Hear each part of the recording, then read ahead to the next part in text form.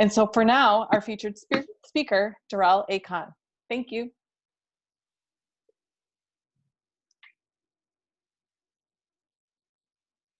At age 0, a boy will be born into the world already knowing the meaning of being po. Stop. No. Initially see his world is portrayed to him as the best it could possibly be. Reminded every other day at school how lucky he was to live in America. Hush now, Peter. Somebody's calling your name. It's fame. Lame fame that we name the national anthem of this country of a racist shame. At age 7, the boy has already captured his meaning of heaven, a place where life wouldn't be so hard on him and where no one would have to be poor and where there's no longer us and them, but all is one to be we.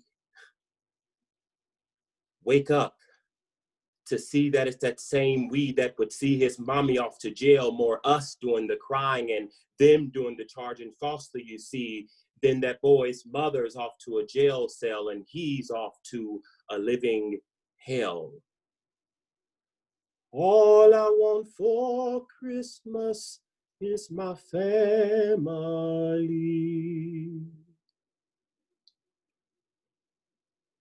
At age 9, the boy continually convinces himself that everything is going to be fine. Mama's home and he's out of that home, but as is shown by this very poem, that little boy's only problem wasn't being alone in a home. Low stumped ironically into the high rises of the projects, the boy stands tall as he ducks low each night in the small apartment, hoping to avoid the constant products of the constant gunfire. Liar! Exclaims the boy as he hears a vain officer tell his superior that a young man acted as if he had a gun. Liar! Again yells he, because he saw the whole thing, you see. He witnessed that young man laughing with his friend. He witnessed that dirty cop come up from behind. And he witnessed an innocent person turn around casually to see whom this may be, just to see that he would very soon be in a place a little bit more heavenly. See. The boy stood there for what seemed like forever, in that young man's final living place. And the mother cried there as her son died there. She tried to hold him in his last moments, only to get mace in her face. At age 13, the boy will learn the harsh reality of being a poor teen. The ghetto is a little better than the projects, but the extremities of racism are now most clearly seen. Being the only person who seems to have a problem with someone saying that an entire group of people acts one certain way. Being the only heart screaming when Black people go around meeting and greeting and cheating ourselves by calling each other niggas. Triggers popping right in front of the boys' eyes just because this poor, ignorant world wasn't born colorblind. They got people dying, mamas crying, and the world lying, for which at this very moment I'm the one rhyming. You see, the boy knows that it is because of those that the eyes and the minds of the world are so closed now. Round about 1 or 2 in the morning, the boy remembers that he could not sleep, but not because of the constant blare of police sirens ringing and ringing and ringing. No, that boy was kept up all night by his sister, singing. At night I cry about the same things. I don't know why I feel the same pain. God, why?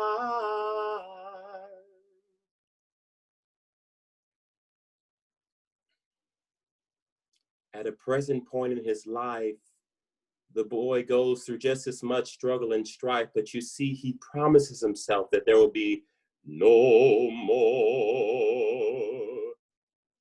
of him trying to save the whole world single-handedly. The boy knows that it's not his fault that he went through the things he did.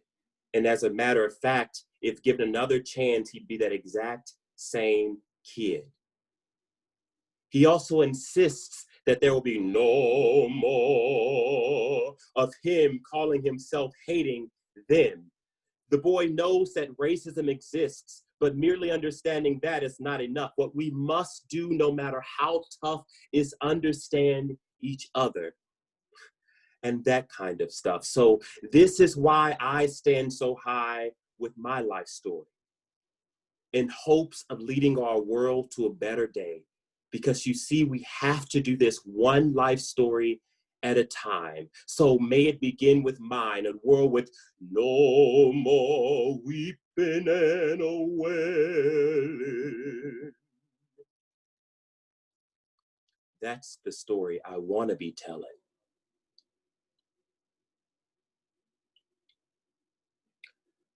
Good morning for those of you close to me here in Los Angeles, or good afternoon if you're farther away.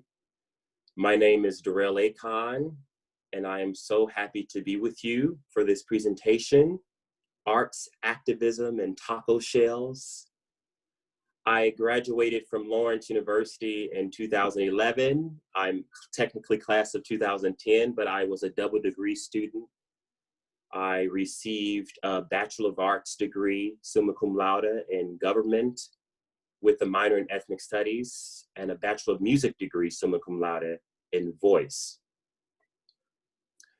After Lawrence, I went on to complete my master's degree at the College Conservatory of Music out of the University of Cincinnati. And then I was a Fulbright scholar in Italy, studying 19th century opera, particularly the operas of Giuseppe Verdi, the great operatic giant of the 19th century, as well as lecturing on the Black American experience. And then finally, I returned to CCM, College Conservatory of Music in Cincinnati, to complete my doctoral studies centered around 19th century opera history and performance. Currently, I am a trustee at Lawrence University. I am actually finishing out my term this month as a recent graduate trustee, and it has been a phenomenal experience, and I am so encouraged by the direction in which the university is going. I am currently the Director of Engagement and Equity at Long Beach Opera here in LA County. I am also an active performer here and abroad, as well as a lecture recitalist and presenter on topics dealing with 19th century opera and the Black experience. The previous poem, entitled His Life Story, is one I wrote about 15 years ago now. I woke up with a sense of necessity to document my life's experiences because I believe then, as I continue to today, that the key to solving America's nagging problems of racial injustice and social inequity is rooted in communication. Through communication, we are able to achieve understanding. And once we have understanding, we have a shot at love and compassion. My weapon in this fight for love and understanding is my Black art. That art which is centered around my distinctive experience as a Black person living in American society. With this in mind, you may imagine my response when I read during a course at Lawrence by one George Schuyler that Black art does not exist. In Schuyler's 1926 essay published in The Nation magazine, he said the following, quote, Little of any merit has been written by and about Negroes that could not have been written by whites, end quote. This seems absolutely ridiculous to me, especially coming from a Black writer, and more so in the midst of the Harlem Renaissance. However, as I began to construct my refutation and critique of Schuyler's words, I found that he was not alone in this belief. Another writer, one J. Saunders Redding, would write 25 years later the following, quote,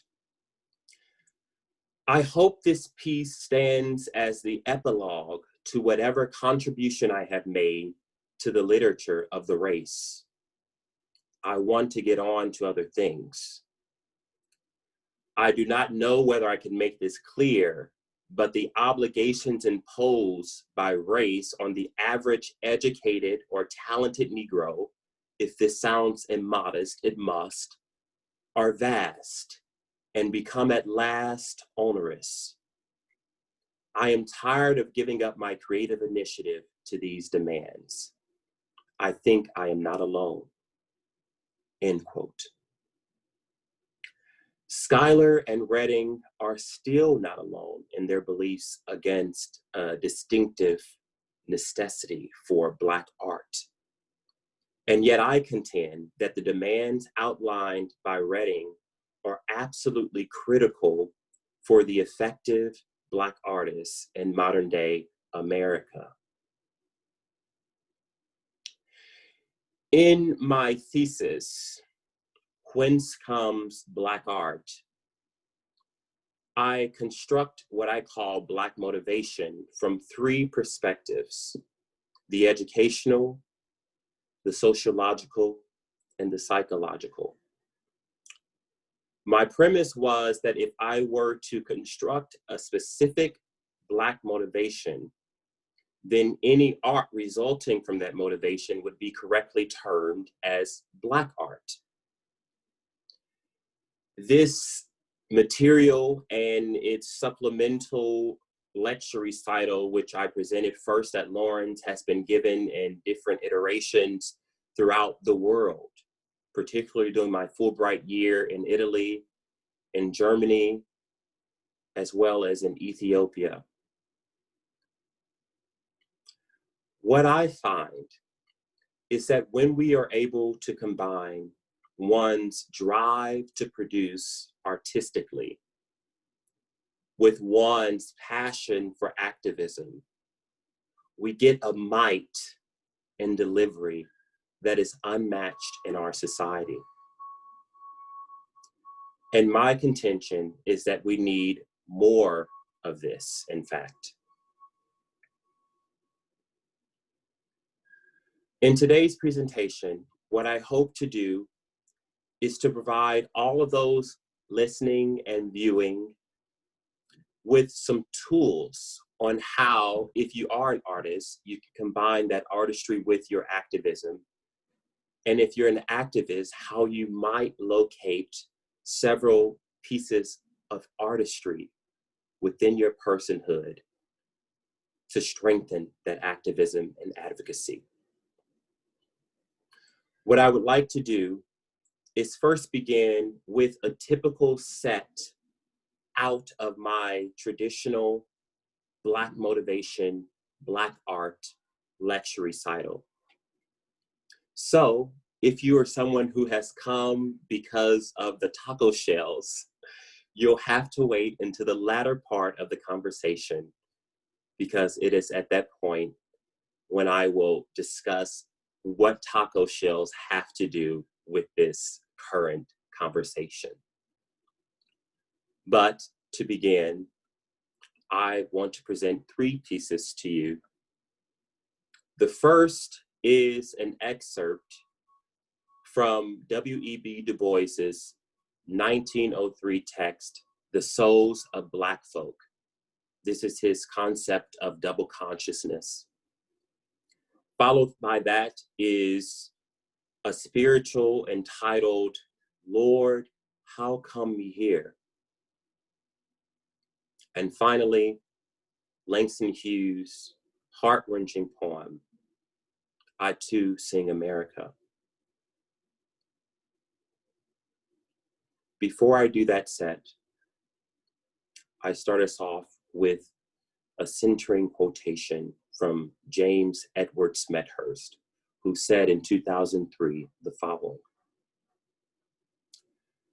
Black culture is something that develops over time and yet is strangely present in its entirety in a single performance.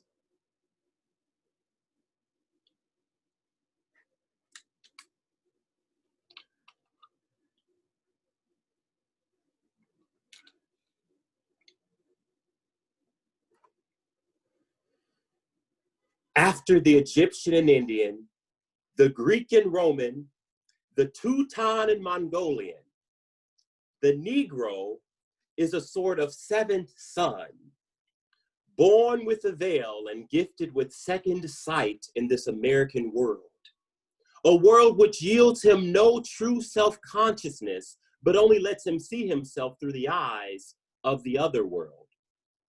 It is a peculiar sensation, this double consciousness, this sense of always looking at oneself through the eyes of others, of measuring one's soul by the tape of a world that looks on in amused contempt and pity. One ever feels his two-ness, an American, a Negro. Two souls, two thoughts, two unreconciled strivings, two warring ideals in one dark body whose dogged strength alone keeps it from being torn asunder.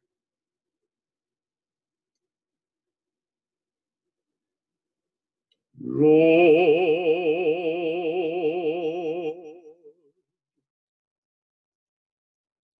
how come me here?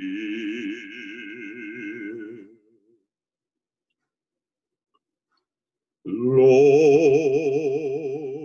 how come me here? Lord, how come me here? I wish I never was born.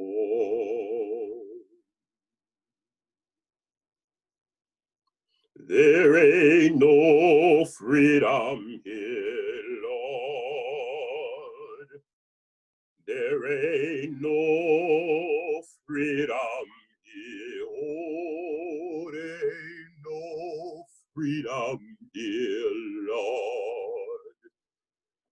I wish I never was born. They treat me so mean here, Lord. They treat me so mean here.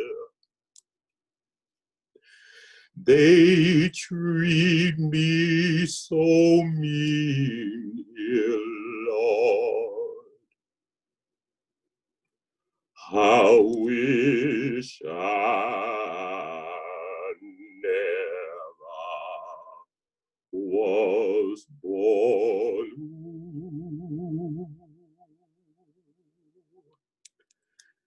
They killing all my brothers, Lord. They killing all my sweet, beautiful brothers, Lord. They killing all my brothers, brother's love. I wish I never was born.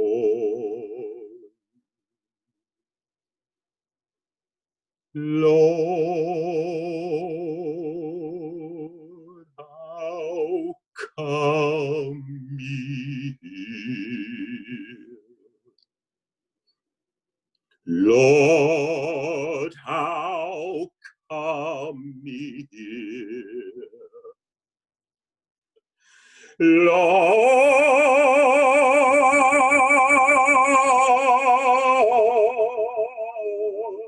how come me here?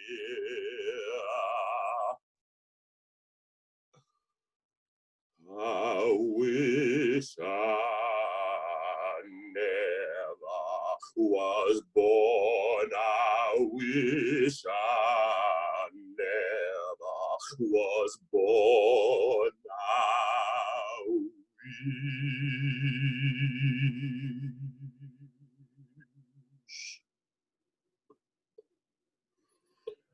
I never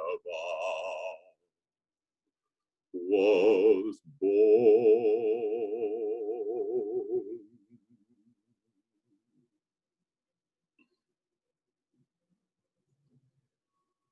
I too sing America. I am the darker brother. They send me to eat in the kitchen when company comes. But I laugh and eat well and grow strong. Tomorrow, I'll be at the table when company comes. Nobody will dare say to me, eat in the kitchen then. Besides, they'll see how beautiful I am and be ashamed. I too am America.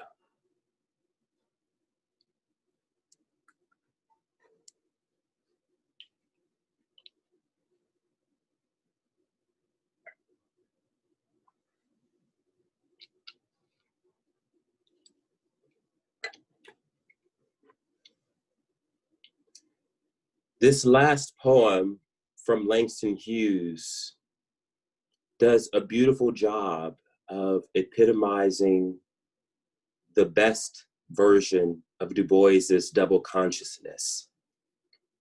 This idea of being American but not having a seat at the table, coupled with an optimism that the metaphorical tomorrow will hold a greater future for African Americans. There are some, as is so frequently the case in a cultural experience, who, dissimilar to Langston Hughes, do not seek a seat at America's table, does not seek to sing America's songs with America's brothers and sisters, but rather demands their own table and their own songs. A certain poet comes to mind in Amiri Baraka, who said, for example, in his poem, "Why is we Americans?" in the last line, either give us our lives or plan to forfeit your own.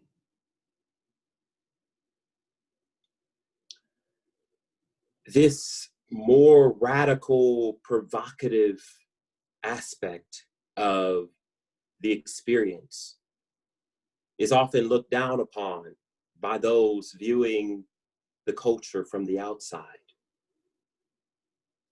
The best current similarity I find are those who critique the looters and the rioters as opposed to speaking out passionately against the injustices that have led to such protests in the first place.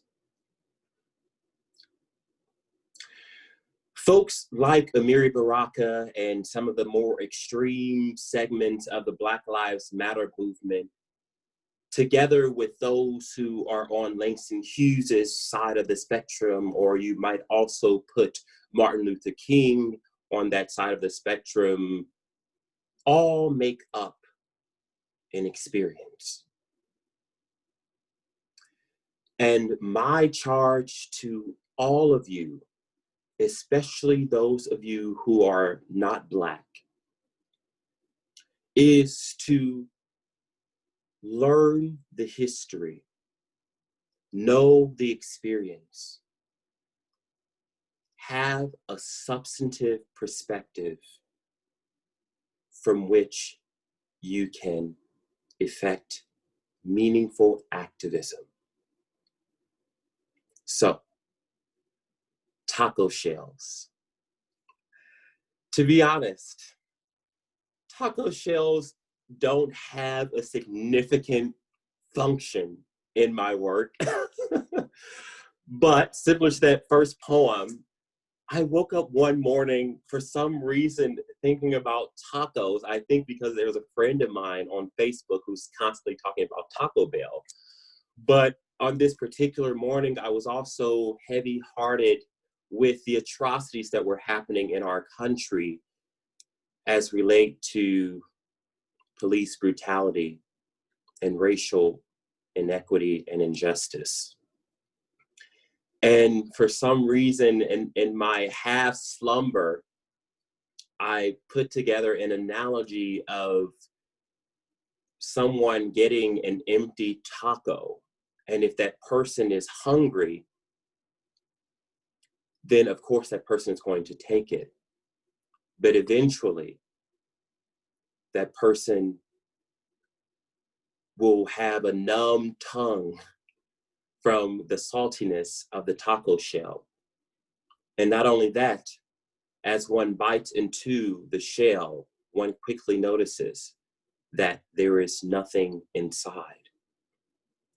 This reminds me, and it's a very weird parallel, but it reminds me of a lot of the allyship that we get, or a lot of the activism that we get currently, that on face, it seems like a lot. And if you're hungry, if you're yearning for someone to see you, for someone to hear you, then you're going to take it in the present. But it does not mean that it's going to sustain you or solve the problem of the hunger or of that yearning. So if we were to follow through this silly analogy, what does substantive activism look like? Well, as someone who has recently moved to Los Angeles, I know that the best tacos actually don't have shells at all. They are made with tortillas. And tortillas are not particularly salty, and they're not hard. They're soft and flexible. And when you receive one, and the best of them come from the taco trucks that you can find in many parts of the city, often it's a tortilla with just the protein. And for me, that is the actual passion and desire to effect meaningful change on a society, being this flexible outer image that we give off to the world, whether it be on Facebook or in our workplaces or in our families at the home. And then the protein is that education that I mentioned before, the substance, the actual knowledge of an experience, the knowledge of why we are fighting, the knowledge of the atrocities and their histories. And then from there, once you have those two things, whatever you put on top, whether it be cilantro, onion, tomato, whatever it is, that is your artistry. And as long as you have that foundation, however you choose to dress it up, however you choose to visit it upon society, it's going to be effective and it's going to be honest. So, with that very odd combination of subjects, here is my plea. Know who we are. And I don't just mean Black people. I don't just mean Americans. I mean human beings. Know who we are. Know what drives us at our deepest of core. In my mind, in my heart, optimistic as it is, it's love and justice.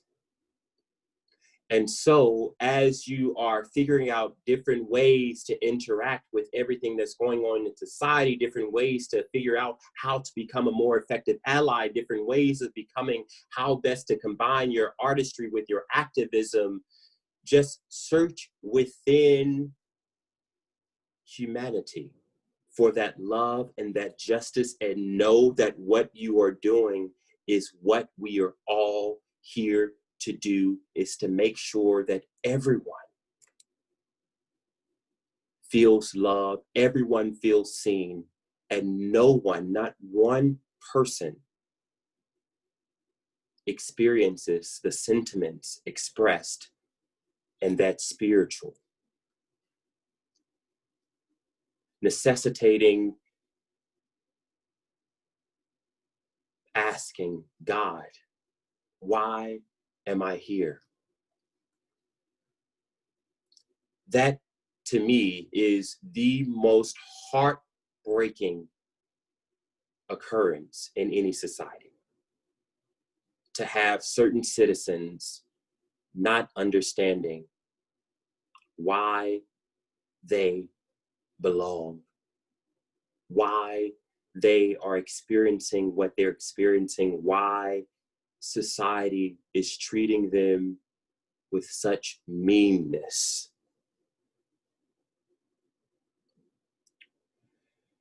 So, to begin to conclude this presentation,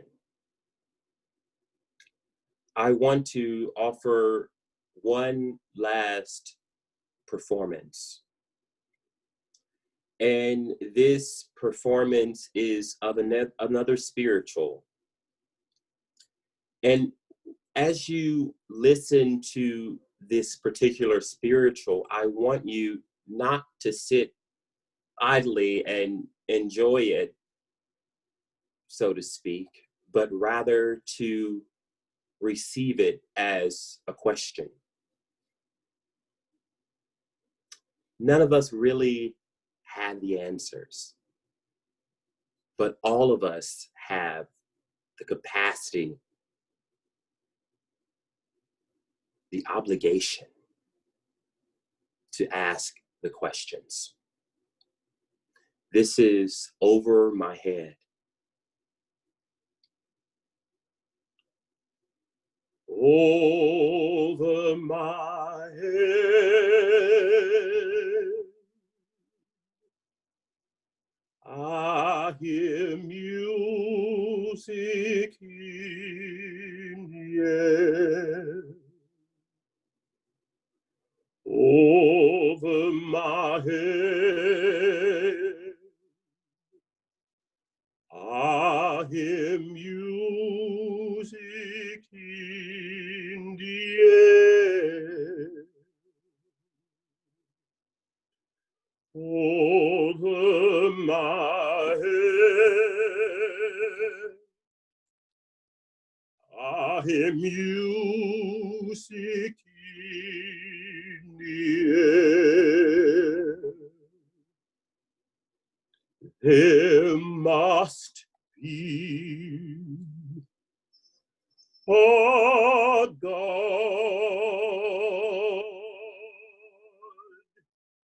somewhere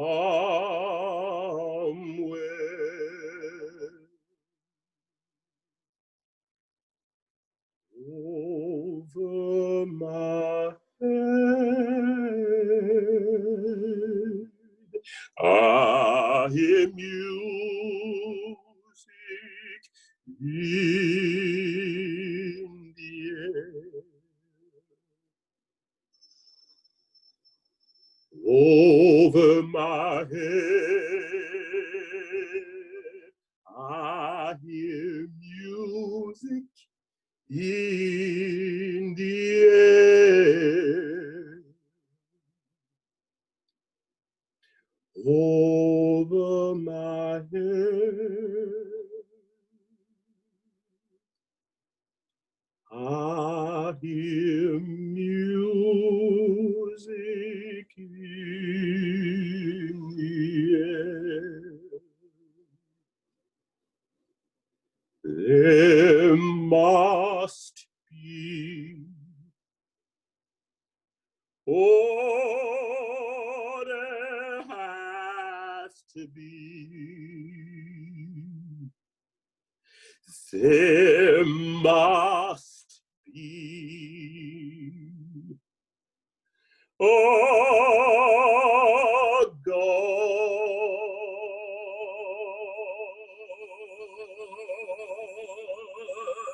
somewhere.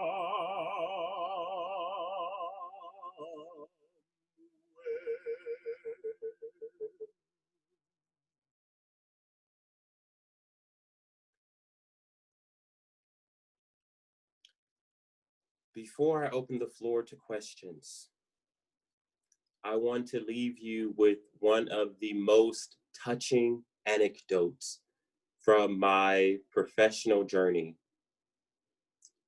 And this comes from a moment in Ethiopia when I was presenting some of my material on the Black experience. And in this particular forum, it was an exchange of culture. And so I was presenting on behalf of America, and some of my Ethiopian brothers and sisters would then present a play. So as I was preparing my words, my performances, I had no way of knowing exactly which direction to go with it because I don't speak Amharic, and I had no idea how much would be understood.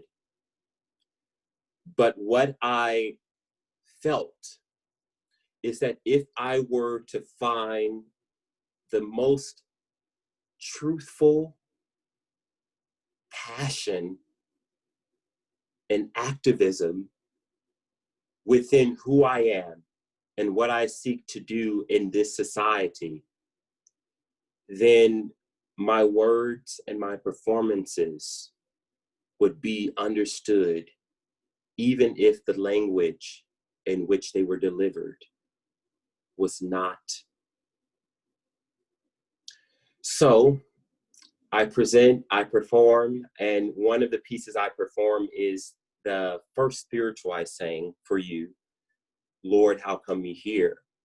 And so I do all of that. I don't take questions because I think it would just get, overwhelmingly difficult for both parties to try to figure out a good way to make it work. But I go back to my seat, nervous at how I had been taken in, but also excited to see the play that was forthcoming. And as I'm sitting there in my seat, I was sitting in the front row, I received a note from someone in the back. And the note read, please, my brother, write down the name of that song. I must know it.